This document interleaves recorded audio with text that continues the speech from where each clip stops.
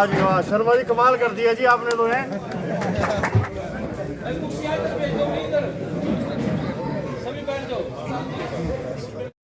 भारत माता की जय, वंदे वंदे। पीछे भाई बीच में घुमा नहीं रहे। भारत माता की जय, भारत माता की जय। सोमलाल भाई एक मिनट सामने देखिए। हाँ जी हाँ जी। थोड़ा नजदीक हो।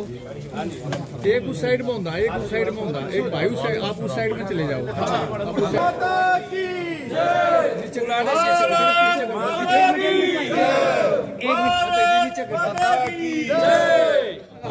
एक दूसरे का बड़े एक पीछे हो बस थोड़ा पीछे करिए, थोड़ा सा ले। अपने आनंद जी महामंत्री सराड़ा लगा नहीं वो आगे आए।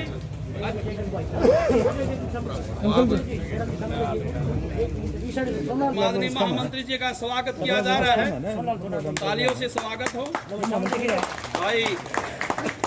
माननीय ऋषि पाक साहब, जिन नौजवानों ने, बुजुर्गों ने कांग्रेस को छोड़ करके या दूसरी पार्टियों को, कितने लोग शामिल हुए? कम से कम आज 130-35 के लगभग है।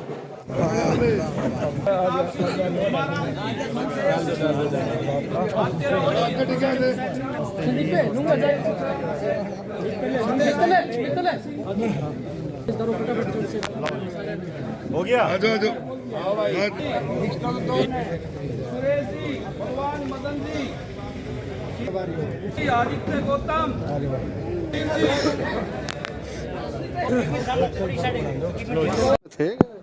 नहीं, पहले ये कांग्रेस से थे सर। जी सर। कांग्रेस को छोड़ी, बस बीजेपी अच्छा काम कर रही है सर, अच्छा काम कर रही है सर। अभी ये अब राम मंदिर बनवाया, हाँ जी, और भी बहुत सारे काम करवाए अच्छे। हम तो 77 से हैं जी बीजेपी में। हाँ जी, फिर आज फिर पटका पे। हाँ जी, पहन लिया बस। वो तो इन आजो भाई, आजो मगर चलो आगे भाई, नहीं तो हम तो बात देने वाले तो। हाँ जी, पहले बीजेपी से। हाँ जी, 35 साल हो लिए मैं बीजेपी के साथ हूँ जी। को बढ़ाते हुए अपने रोसलाल महला जी, ये भी बहुत ही अच्छे समाज सेवी हैं, वो हमारे बीच में आज आए, उनका स्वागत है। वो अपने मुखारबिंद से वो भी आपको संबोधित करेंगे। जब भारत आजाद हुआ 1947 में, उस समय देश पर राज किसने किया? 2014 से ज्यादा कांग्रेस ने। कांग्रेस ने करा ताऊ जी, कांग्रेस ही राज करा करती। कांग्रेस पार्टी क्या बन गई? बापू बेटा एंड सन्स प्राइवेट लिमिटेड, एक फैक्ट्री बन गई, कुंडवे की कंपनी बन गई। अब पहले तो दादा, नाना, चाचा उनकी बन गई, आगे तो कोई बढ़ा ही नहीं। एक गरीब आदमी तो बना ही नहीं कदे, बेचारा एक लाल बहादुर शास्त्री को बनाया था। क्यों जी? हम सबने उसको नेता मानना था, लेकिन रिजल्ट क्या निकला आप सबके सामने है।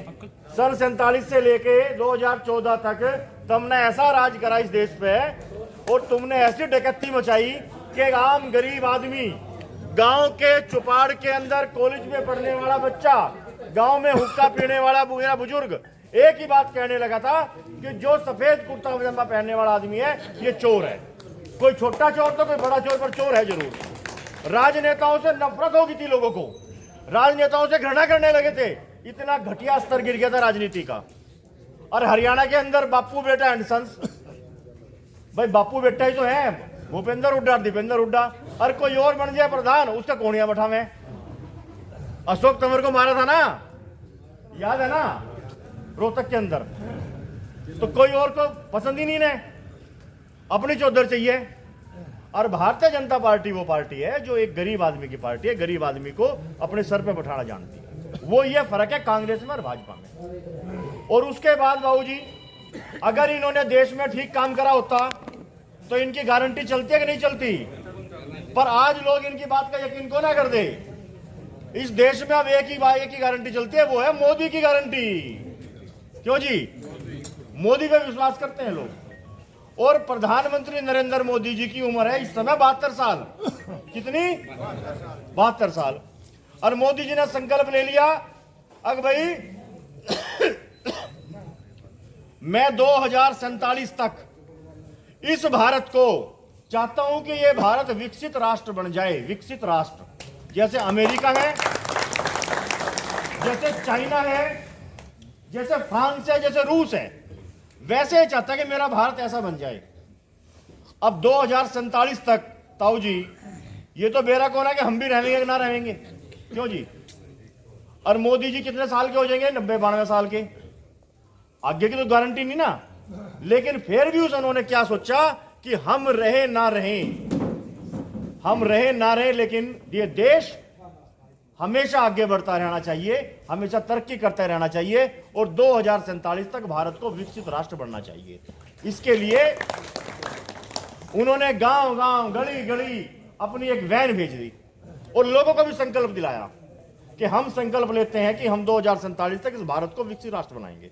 हरियाणा के अंदर क्या भाई पढ़ा लिखा छोरा होगा तो नौकरी लगेगा, नेताओं के सिफारिशी वाला कोना लगे, ये मुख्यमंत्री मनोहर लाल ने कह दिया।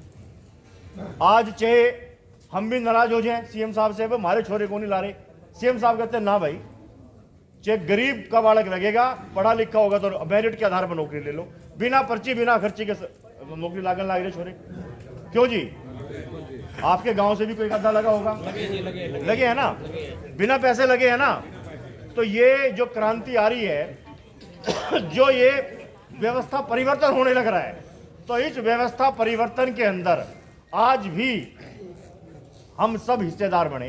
क्यों? आने वाली पीढ़ियों के सामने यदि हम अपने आप को ये साबित करना चाहते हैं कि हमने इस देश के लिए कुछ किया है, इस समाज के लिए कुछ किया है, तो हमें प्रधानमंत्री नरेंद्र मोदी जी के साथ, माननीय मुख्यमंत्री मनोहर लाल जी के साथ कंधे से कंधा मिलाकर आगे चलना होगा और इस देश को, इस हरियाणा को, इस भारत को विकसित राष्ट्र बनाने के लिए हम सबको एकजुट होना पड़ेगा। आप सबने मुझे बुलाया, आप सबने मुझे सुना, आप सबका बहुत बहुत धन्यवाद। और 25 फरवरी को जो नागरिक अभिनंदन बड़ी धूमधाम से नायब सैनी जी जिसकी मुख्य अतिथि होंगे, आदरणीय कृष्णलाल पवार उपाध्यक्ष और सांसद हरियाणा, उनकी अध्यक्षता होगी। इस कार्यक्रम में मैं सभी जनता से प्रार्थना करता हूं, अपील करता हूं कि वे 25 फरवरी सन 2024 को इसराना की नई अनाज मंडी में बढ़ चढ़ के भाग लें। संयोजक भाई आदरणीय प्रसिद्ध समाजसेवी पूर्व सरपंच बलवान शर्मा जी इसके संयोजक होंगे। और आज वो आते वो अयोध्या नगरी में परम आदरणीय संत ज्ञानदास जी महाराज द्वारा 101 कुंडलीय यज्ञ में और हनुमान चालीसा का वहाँ पाठ चल रहा है, उसके मुख्य यजमान हैं 2 फरवरी तक भाई बलवान शर्मा जी। उन्होंने टिकट भी करवाई, बाई एयर नहीं आ पाए, लेकिन उनकी अनुपस्थिति में भाई सोनलाल जी ने और आप सभी के सहयोग से ये कार्यक्रम बड़ा सफल हुआ। मैं सभी का धन्यवाद करता हूँ। गाँव के अंदर जो दुष्यंत भट्ट का जोरदार स्वागत किया गया है, हरिदास जी ने भी 25 तारीख के कार्यक्रम के बारे में लोगों से अपील भी की है। विनोद लाहौट, इसराना, अहर।